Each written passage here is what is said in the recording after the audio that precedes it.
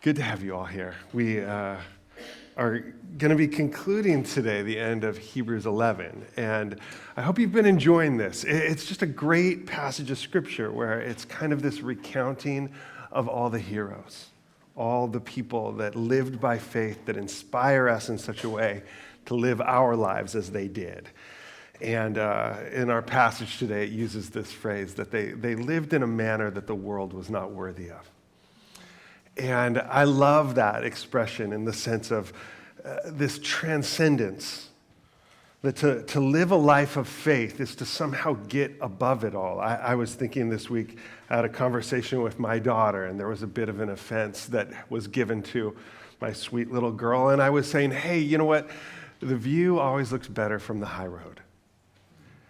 And in some ways, that's what we're talking about here, how to live on this high road and this transcendent reality where you're not getting sucked into all the muck and the mire of this kind of the darkness, the stuff that we so often are navigating our way through that just has this way of sticking to us.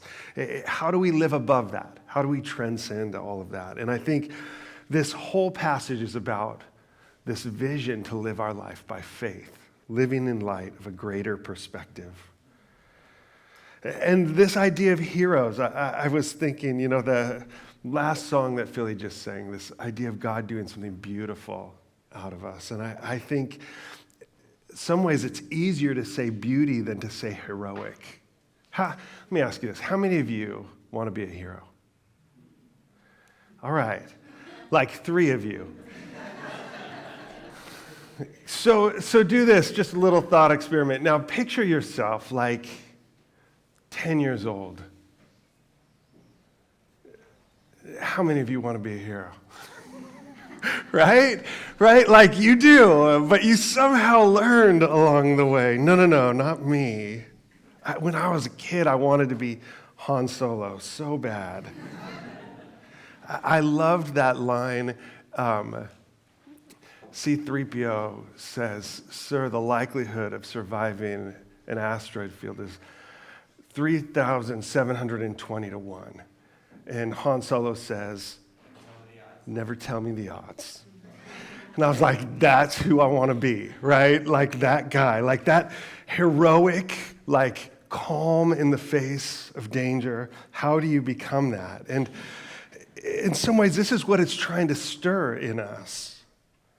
To be inspired, like, yeah, despite the odds, like, bring it. How do we live our life in such a way? These are the people that live by faith. And in the end of our chapter, you get the sense that our author has run out of room. He's been telling us these stories. He's talking about creation, and then he's talking about Enoch. He's talking about all these different people, Moses and Abraham, and then all of a sudden he just goes, and then a bunch of other people, right? Well, here, let me read our passage. This is Hebrews 11, 32 through 35. What more can I say? Time is too short for me to tell about Gideon, Barak, Samson, Jephthah, David, Samuel, and the prophets, who by faith conquered kingdoms, administered justice, obtained promises, shut the mouths of lions, quenched the raging fire, escaped the edge of the sword, gained strength in weakness, became mighty in battle, and put foreign armies to flight. Women received their dead, raised to life again. On Friday night, one of the last presenter at our African American history celebration, she was a poet, and she would finish her reading and say, poem. And I feel like I should finish that and say, the word. There it is. This view of like these victories that are there. And I think it's kind of funny. Like you can imagine David is like, that's all I get in this whole list? I mean, David just like, oh yeah, David, Samuel, Barak, Jephthah, right? And you're going, these are massive story arcs.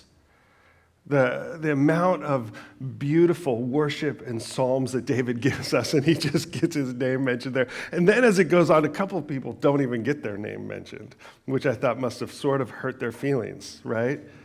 Shut the mouths of lions. Daniel's like, I'm right here, Daniel. Why didn't you just say Daniel? Anyway, it's this fun little way of pouring out like so much more than what I can say here. I love at the very end of John, the Gospel of John, there's a little statement in there that's not written by John. It's written by his disciples. And they go, well, here, I'll just read it. It says, there are also many other things that Jesus did, which if every one of them were written down, I suppose not even the world itself could contain the books that would be written. And it's this kind of beautiful rhetorical phrase of going, I could go on and on and on. Meaning this isn't this like really limited, isolated list. It's like fill in the blanks and invites us to consider, does my name make the list? Would I live in such a way that this isn't some like limited, really exclusive list of people? It's an invitation for all of us. That this life lived by faith is a choice that all of us have. Some of the names that are mentioned, it's more than just Daniel, but it's these three friends of his, Shadrach, Meshach, and Abednego, right? The fire is quenched, which isn't exactly accurate. The fire blazed. They just weren't burned. And they, to me, have this, they were like as a kid, one of my favorite stories in Scripture. My very favorite is Joseph. But I think second to that was these three, Shadrach, Meshach, and Abednego. And they just get a short little chapter in Daniel, but it's a good one where you see this boldness, this courage that just stands in the midst of trial in this unwavering strength. They live and model to me kind of the essence of what faith is. And just as a bit of a recap, like, what is faith? We've learned already that faith is this assurance of what's hoped for. That in light of circumstances that appear otherwise, it's a sense of trust that something greater is happening, even when maybe it looks like those promises God has made are called into question. Where God says, I'll never leave you. Well, then what do you do when you're like, where are you, God? When God says, I will provide for you, I will protect you, and you're like, I don't feel so protected. Where is the provision? It's those gaps where faith is tested, where it matters, where we're able to do that sort of heroic step, holding our ground, responding in confidence. In Daniel, King Nebuchadnezzar is this Babylonian king who they've conquered the Israelites, they've laid siege, they wiped out the city, they took the very best of their young men and brought them in and kind of indoctrinated them into their culture. Daniel and his three friends, they become sort of proteges. They get included within the kind of educational system of this, and they rise up with prominence. And then Nebuchadnezzar, in like all his might and grandeur, comes up with this brilliant idea to make himself a gold statue. This massive gold statue for everybody to look on and admire. A way of him trying to show that he, in some way, is like a god. Talking about transcendence, right? Flexing his power, displaying his glory, and then demanding that everybody kneels and bows to the statue. And in all of this, word gets out that these three guys refuse to bow. And so let me read Daniel 3. I'm going to read just some excerpts from it because otherwise it's quite a long chapter. So I'll just give you kind of the greatest hits here. But in Daniel 3, 1-2, it says, King Nebuchadnezzar made a gold statue, 90 feet high, 9 feet wide. He set it up on the plain of Dura in the province of Babylon. King Nebuchadnezzar sent word to assemble the satraps, prefects, governors, advisors, treasurers, judges, magistrates, and all the rulers of the provinces to attend the dedication of the statue King Nebuchadnezzar had set up. Skipping ahead to verse 11, it says, Whoever does not fall down and worship will be thrown into a furnace of blazing fire. There are some Jews you have appointed to manage the province of Babylon, Shadrach, Meshach, and Abednego. These men have ignored you, the king. They do not serve your gods or worship the gold statue you've set up." Then in a furious rage, Nebuchadnezzar gave orders to bring in Shadrach, Meshach, and Abednego. So these men were brought before the king. Nebuchadnezzar asked them, again, Shadrach, Meshach, and Abednego, "Is it true that you don't serve my gods or worship the gold statue I've set up? Now, if you're ready, when you hear the sound of the horn, flute, zither, lyre, harp, drum, and every kind of music, fall down and worship the statue I made. But if you don't worship it, you will be immediately thrown into the furnace of blazing fire. And who is the God who can rescue you from my power?" Right there's the question. They're going to end up turning this furnace really, really hot, like kind of overheating this thing. This question, who can stand up, right? This is the test that is placed. And this is what I think is interesting. And this is kind of the nuance that I want to get to today. Is these three guys don't say, "Just watch and see. Just watch and see what our God is going to do." They don't. It says this, Shadrach, Meshach, and Abednego replied to the king, "Nebuchadnezzar, we don't need to give you an answer to this question. If the God we serve exists, then he can rescue us from the furnace of blazing fire, and he can rescue us from the power of you, the king. But even if he does not rescue us, we want you as king to know that we will not serve your gods or worship the gold statue you set up." Like, do you see the difference? One is saying, like, I worship God because he does what I'm hoping that he does. That God is on my side and that in some ways I can sort of wield this power against you. The surrender, the posture of their hearts is like, despite the outcome, we trust. Despite the outcome, we hope. This is the kind of regarding that God could. And faith says, even if he doesn't hold to my agenda, I'm okay with that. In fact, the posture of faith surrenders my agenda. It isn't about me getting what I want. It's about God being God. This, to me, I think, allows for us to discover so much of the depth of what God is doing, how he is working in ways that far surpass what we think. The opportunity for us to learn even more about who God is. And I think this is why we have these tests. Is that Nebuchadnezzar is demanding allegiance. And God, I don't think, is doing the same thing. I think God wants us to see who we are. And I think in these moments what we see is this courage so profound that inspires us to ask that question, could I have responded the same?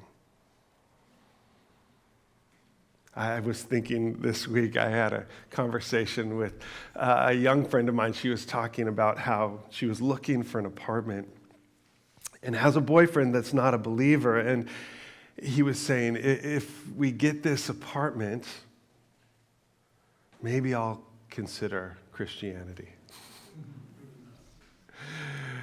And they didn't get the apartment. They got a better one. And he came back and he's like, oh, wow, right? He like saw something different. And I was thinking, it's just such an interesting story of these questions of like, who is this God? Well, I imagine he's like this. So if he meets my agenda, then maybe I'll believe. And like God goes, I'm going to one-up you here. This way that God shows up his own agenda. He's doing something so much more than what we can control. But that lack of control can be frightening to us. We have to hold on to truths. Have you ever thought, like, in a situation like this, like, what would I do? I think I probably would just bow, right? Because what really is at risk? Just bow. No big deal. And then move on, right? Like on with the rest of your life. And something in them goes, absolutely not. This idea of worshiping this false power, of conforming to something else, it violates something core for them. We've talked about this idea that faith is like our ultimate concern, what matters the most to us. So to break that ultimate concern, it kind of shatters our integrity. And so often we're so afraid of just surviving this life, just making it through. We're constantly compromising and holding our cards tight. And this is a whole different way of being. It chooses right, even if you lose. God rescues them in this situation, and it's this beautiful picture of God's rescue. It says, since the king's command was so urgent and the furnace extremely hot, the raging flames killed those men who carried up Shadrach, Meshach, and Abednego. The guys that were throwing them into the furnace, right? They fell down dead from the heat. And these three men, Shadrach, Meshach, and Abednego, bound into the furnace of blazing fire. Then King Nebuchadnezzar jumped up in alarm. He said to his advisors, "Didn't we throw three men bound into the fire?" "Yes, of course, your majesty," they replied to the king. He exclaimed, "Look, I see four men, not tied, walking around in the fire unharmed. And the fourth looks like a son of the gods." I don't think Shadrach, Meshach, and Abednego were expecting that. Right? They like, people would call this a theophany, like God himself stands with them in the flames. And this shakes Nebuchadnezzar. And he gives praise to their God, but unfortunately, it's not quite enough. Nebuchadnezzar will eventually convert, but it's going to take a total humbling of him later. This story ends in victory, and I think we have every reason to celebrate the victories that occur. I think we need to, where we see God provide, where we see God overcome something that we thought was too great for us, where we responded in total fear and then saw God's provision. I'm reminded of this in talking to a friend who doesn't have a place right now. They're potentially at risk of losing their home, and I was thinking, gosh, this one time where Patty and I, we were house sitting for a week and literally didn't know we were going the week after that, and got a phone call, and somebody said, "Hey, are you interested in?" And I was like, oh, wow. Like at the last second, God provided, right? And I so want to turn that into a formula and go, just pray. This is what I prayed, and then this is what God did, so just do this. But you're like, no. This is a God who is free to do what he will. But it's relaxing into this faith, knowing that even if he doesn't act, there's something more, something better, something greater, something that transcends. I think of in Hebrews 11, it's going to go on and describe these people, well, what we've seen before, is they lived like this world wasn't their home. They lived as strangers here. And this sort of detachment is part of what it takes. The more we clutch to the things here and now, the more we become enslaved to those things. The more it compromises our decisions. We end up constantly trying to protect what we have instead of living in this space of courage. Hebrews 11:13 says, "These all died in faith, although they had not received the things that were promised, but they saw them from a distance, greeted them, and confessed that they were foreigners and temporary residents on the earth. Now those who say such things make it clear they're seeking a homeland.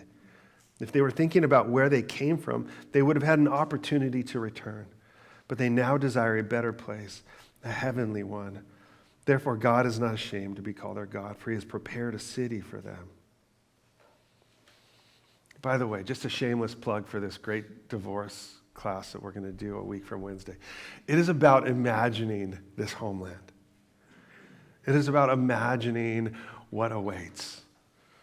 That we don't spend enough time probably thinking about that reality and making sure that our hearts are there. This way of thinking regarding this land as not our own, living in light of this greater reality, it allows us to stop investing our treasures here and to instead store them up for what is eternal. As Jesus says, don't store up for yourself treasures on earth where moth and rust and thieves break in and steal. He probably could have included mold in there somewhere if he lived in Laguna, termites. But store up for yourself treasures in heaven where neither moth nor rust destroys, where thieves don't break in and steal. And this last line, for where your treasure is, there your heart will be also. And we see this again and again. That is what matters to God. Sometimes we think it's how we responded or all of our actions. And what it really comes down to for God is about our heart. That heart being set free. That heart able to respond in ways that are glorious, heroic. I read this week. It said, historically, to have courage meant to have a strong heart. Not just bravery in battle, but inner strength to face challenges, suffering, or fear. When your treasures are in heaven, then the loss of anything down here, there's a resilience that you have to it. Thomas Aquinas called courage, he said, courage is a virtue that enables people to stand firm in the face of difficulties, which comes from the heart's strength. We talked about last week how the challenges, the tests, it's creating in us endurance. It's making our hearts strong. That these things, exercising our hearts in this way, allows our hearts to grow. And when we stand firm in this place, it allows us to stand in our integrity. It allows us to experience glory. But there's a whole nother level to this than that. I think of in verse 6 of Hebrews 11, it says, without faith it's impossible to please God, since the one who draws near to him must believe he exists and that he rewards those who seek him. This idea of pleasing God, it probably is better translated as like delighting God. There's something about that heart standing in that place of vulnerability that brings God delight. And I think about this, and you've heard me say this too many times, but I just think, being a parent allows you to get a little glimpse of what it's like to be God.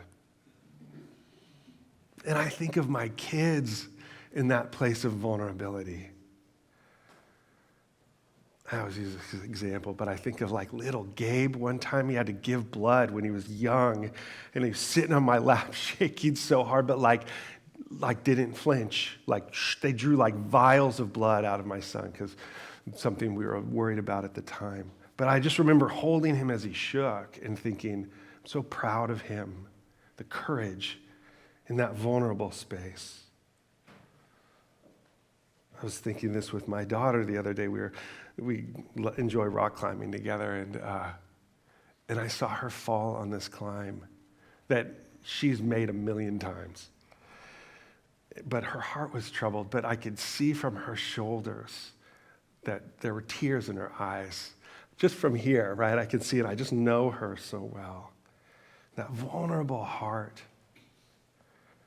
When I see that in my kids, I'm moved with such affection for them. When they do hard things, when they live in that vulnerable space. And I think this is what happens with God when he sees us stand in these places, that his heart is so moved. This idea of stepping into this reality of living a life that is pleasing to God, this is part of the glory that we're invited to. And we experience temporary pain and suffering and difficulties, and some of it just feels so overwhelming at the time. There's a few situations that I'm holding right now for others that I think, oh my goodness, they're overwhelming. But it's this reminder that God says, I see them, I know them, all this will be made well. that we can live our life with that reassurance that things will be restored. That we don't have to play with scared money. Have you heard that expression before? And I like this expression that so often we're going through and we're like just playing our cards with the little resources that we have, right? And we're so like intimidated to overplay our hand. And what if it was all secure? Ultimately, what if nothing was at risk? How would we play? What would you do in your life if you knew that nothing ultimately was at risk? Because this is where our chapter ends. Not just with the victories, but with the losses. And it's somewhat startling. He's talking about these women who have had their sons brought back to life. But then he shifts. In the second half of 35, he says, other people were tortured, not accepting release so that they might gain a better resurrection. Others experienced mockings and scourgings as well as bonds and imprisonments. They were stoned, Jeremiah. They were sawed in two, Isaiah. They died afflicted and mistreated. The world was not worthy of them. They wandered in deserts and on mountains, hiding in caves and holes in the ground. All these were approved through their faith, but they did not receive what was promised, since God had provided them something better for us, so they would not be made perfect without us. What is he talking about there? Well, he's about to go into this. What Jesus provides, the context, the perspective that Jesus provides. This phrase, it says other people here, but probably a better translation is just simply the word others. And it's probably a reference, as it's talking about these women who had their children restored, that there were others that did not. F.F. Bruce and some others have said this might be a reference to this story that occurs in the book of Maccabees. And in this story, there was a mother who had 7 sons. And this is during the time where the Greeks had taken over Israel. I mean, it's just one thing after the next, right? Daniel pictures these monsters coming out and devouring each other, but like one after the next after the next. Greece comes, and Antiochus Epiphanes is this king who's just barbaric and is like wants to suppress the people by getting them to recant their faith, defiles their temples, all of this. And this is a little bit heavy, but basically says if to this woman, if your sons don't recant their faith, I'm going to dismember them, cut their tongues out, right? And so like one at a time, he starts doing this in front of this mom. And this, like, the third son comes out and he just holds his arms out. He says, it was from heaven that I received these. For the sake of his laws, I disregard them. From him, I hope to receive them again. It was from heaven that I received these. For the sake of his laws, I disregard them. From him, I hope to receive them again. And this is like the history right preceding Christ. But I love how it says in here, like, what would give you the courage? Well, a better resurrection. And this is, to me, what's so profound as we go into kind of the Lenten season, as we anticipate Easter, as we anticipate what all that means. We're focusing on this better resurrection. Some would say everybody raised to life, including Lazarus by Jesus, weren't resurrected. They were resuscitated. They were brought back to life, right? It's kind of like, if you come in and perform CPR or some way of bringing the heart back, getting air back in the lungs, people that are technically dead brought back to life. And there's something miraculous about these moments in Scripture where that occurs. But the better resurrection is not life after death. The better resurrection is life after death. Brought back into this place of full restoration.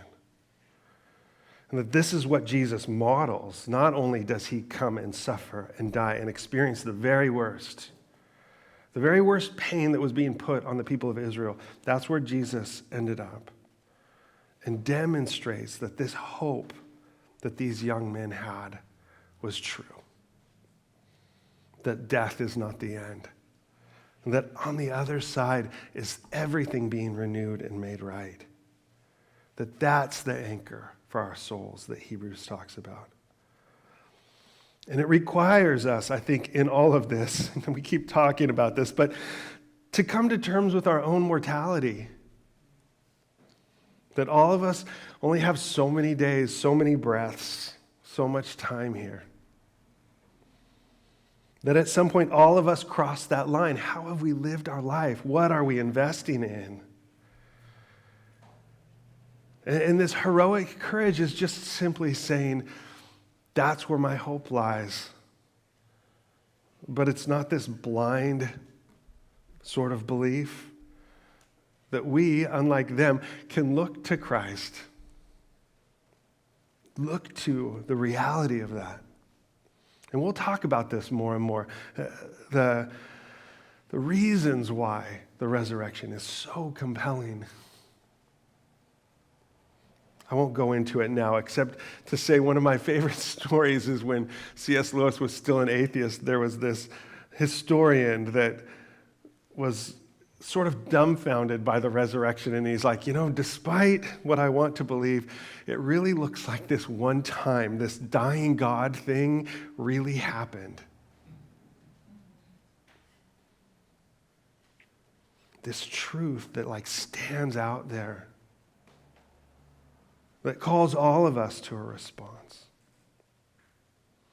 To see through our death to the hope that we have. And this might temporarily cause suffering. I think that this is what Paul meant when he referred to himself in this posture of becoming like a fool for Christ. That the world would look at this and think, this is too great of a risk. But Paul says, I think God has displayed us, the apostles, in last place, like men condemned to die. We've become a spectacle to the world, both to angels and to people. We are fools for Christ, but you are wise in Christ. We are weak, but you are strong. You are distinguished, but we are dishonored. And this sort of willingness to just stand in that place, so vulnerable. And when I think about it, these are the stories that capture my heart. I think about Dietrich Bonhoeffer and somebody who was studying in America to be a pastor, but he was German. And as he saw what was happening in Germany during World War II, he couldn't help but go home, to leave that place of safety, to move towards the suffering. And this sort of act of heroism actually cost him his life. It was tragically 2 weeks before the end of the war, and he was hanged in a final act of vindictiveness. But during that time, he fostered this beautiful little community, almost like a seminary that took place in prison. He wrote this book, Life Together, and it's about this intimacy that they found even in the midst of their chains, this freedom and this power that occurred there. I think for all of us, whatever that is, we have this opportunity to step in, even with the little trials and challenges where we don't understand what God is doing, but we endure and persevere. We trust and we hope. And it gives us a reality not just to despair, to fight against despair, but to actually move forward in courage. Because there's work to be done. There's light that speaks to the darkness, that casts it out. And these small little acts of courage, I think of praying with Rebecca before her event on Friday. And little Rebecca, wondering, is anybody going to come? And they ended up having to turn people away. There just wasn't space in that room. So brave. I just love it. All of these opportunities for us to shine light. And the reality is that when God sees that, his heart is moved. When we behave in such a way, he's like, oh, that's my girl. That's my boy. Dietrich Bonhoeffer said, I've come to the conclusion that I made a mistake in coming to America. I must live through this difficult period in our national history with the people of Germany. I will have no right to participate in the reconstruction of Christian life in Germany after the war if I do not share the trials of this time with my people. This was our example of what Moses did, who left aside the pleasures of Egypt to stand with his people in their displacement. May we as a church have the courage to step in where we see suffering, where we see people pushed to the side, where we see people in despair, to step forward and provide that strength to be with them, not from afar, but to join them in the midst of that. We go to the Lord's table and we remember that this is what God does, that God gives us this example himself, coming to earth in humility, emptying himself of power, enduring the cross, and then proclaiming the hope that all things shall be made new. Before we go to the Lord's table, let me just read a couple questions for us for reflection. Question 1, who inspires you? What are the stories that move you? What about those stories speaks into your own story? Those stories that capture our hearts, that's telling us something about the way that we're made. Number 2, is there a choice in your life that feels too risky? What is the fear that's holding you back? What is the potential cost that feels too great? To stand in that place and choose the things of eternal value. Last, what if nothing is ultimately at risk? How would you respond if you knew the ultimate outcome was secure? How does the resurrection of Jesus provide a perspective of hope to your current situation?